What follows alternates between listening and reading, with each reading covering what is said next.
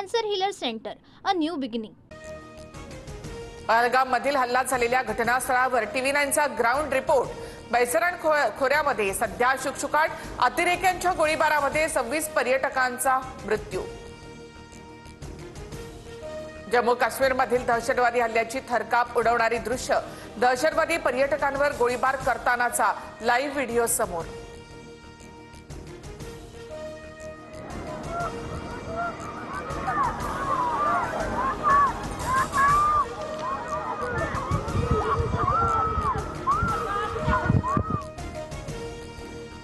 दहशतवाद्यांना मातीत गाडण्याची वेळ आली. पहलगामच्या दोषींना कल्पनेपेक्षाही मोठी शिक्षा होईल, पंतप्रधान मोदींचा इशारा. पहलगाम दहशतवादी हल्ल्यात मृत्युमुखी पडलेल्या पुण्यातील संतोष जगदाळी आणि कौस्तुभ गणबोटेंवर अंत्यसंस्कार. शरद पवारांकडून शोकाकुल कुटुंबियांचं सांत्वन. हिंदू कोण विचारल्यावर वडिलांनी हात वर केला, मग गोळी मारली. विनवणी करूनही अतिरेक्यांनी गोळ्या झाडल्या. डोंबिवलीमधील हर्षल लेलेनं सांगितला पहलगाम मधील हल्ल्याचा घटनाक्रम. दहशतवाद्यांनी डोळ्यात गोळ्या घातल्या, लहान मुलांना मारलं, आम्ही टिकल्या काढून फेकल्या, अजान म्हटलं, पण तरीही त्यांनी आम्हाला सोडलं नाही. पहलगाम हल्ल्यातील पीडित कुटुंबियांनी सांगितला थरारक अनुभव. जम्मू काश्मीरमध्ये अडकलेले पर्यटक विशेष विमानानं महाराष्ट्रात. नागपूर, मुंबई, पुण्यासह आतापर्यंत 120 पर्यटक सुखरूप परतले.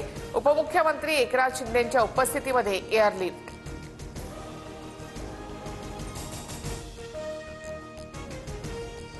पहलगाम हल्ल्यानंतर आज सर्वपक्षीयांची बैठक होणार.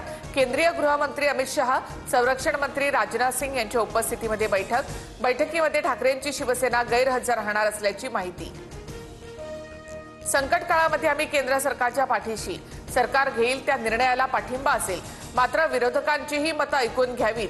काश्मीर दहशतवादी हल्ल्यावर संजय राऊतांची प्रतिक्रिया. पहलगाम हल्ल्याच्या घटनेनंतर काश्मीरच्या विविध भागांमध्ये पोलिसांचा तगडा बंदोबस्त. 35 वर्षात प्रथमच जम्मू काश्मीरमध्ये ऐतिहासिक बंद. अतिरेकी हल्ल्यामध्ये 26 पर्यटकांची निर्घृण हत्या. भारताने पाकिस्तानला जाणारा पाणी पुरवठा थांबवला. 65 वर्ष जुना सिंधू पाणी करार स्थगित. भारताकडून अटारी बॉर्डरही बंद. तर पाकिस्तानात गेलेल्या भारतीयांना 1 मे पर्यंत परत येण्याचं सरकारचं आवाहन. पहलगाम हल्ल्यामागे पाकिस्तानचा हात. केंद्र सरकार आक्रमक.